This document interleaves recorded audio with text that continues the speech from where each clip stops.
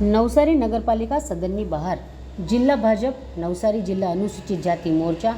નવસારી જિલ્લા અનુસૂચિત જનજાતિ મોરચા અને નવસારી જિલ્લા બક્ષીપંચ મોરચા દ્વારા રાહુલ ગાંધીના અનામત વિરોધી નિવેદન અંગે ધરણાનો કાર્યક્રમ કરવામાં આવ્યો હતો.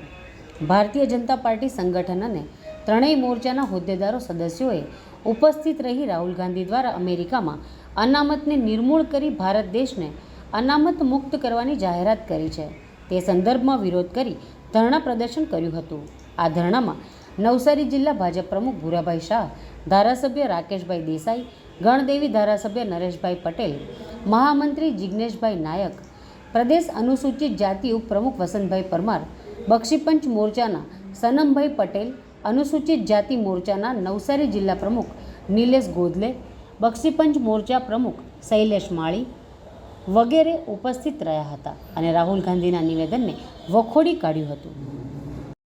તો અનુસૂચિત જાતિ, અનુસૂચિત જનજાતિ અને ઓબીસી સમાજની અનામતને ખતમ કરી નાખીશું. આ નિવેદનથી સમગ્ર દેશના ગરીબ, પછાત, આદિવાસી, દલિત અને ઓબીસી આ બધા જ સમાજના લોકો નારાજ થયા છે, ચિંતિત થયા. એની સામે ભારતીય જનતા પાર્ટીએ સમગ્ર દેશમાં નારો આપ્યો કે આવા એક રાહુલ ગાંધી નહીં, 10 રાહુલ ગાંધી આવશે તો પણ દેશના દલિતો, આદિવાસીઓ અને ગરીબો માટેની બાબા સાહેબ આંબેડકરે જે બંધારણમાં અનામતની વ્યવસ્થા કરી છે એને કોઈ હટાવી નહીં શકે. અને એટલા માટે આ નિવેદનને વખોડવા માટે,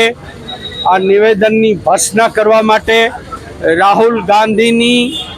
આ જે વિકૃત માનસિકતા છે, દલિત, પછાત, આદિવાસી વિરોધી મોદી સાહેબે વચન આપ્યું છે ત્યારે કોંગ્રેસના કહેવાતા નેતા એવા શ્રી રાહુલ ગાંધીએ અમેરિકાના વોશિંગ્ટનમાં જે એક નિવેદન કર્યું છે કે ભારતમાં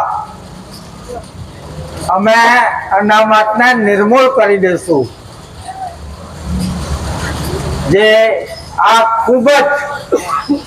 સમગ્ર દેશ માટે ખૂબ એમનું આ નિવેદન ખૂબ દુઃખદ અને અનામતનું મંદાણ હતું.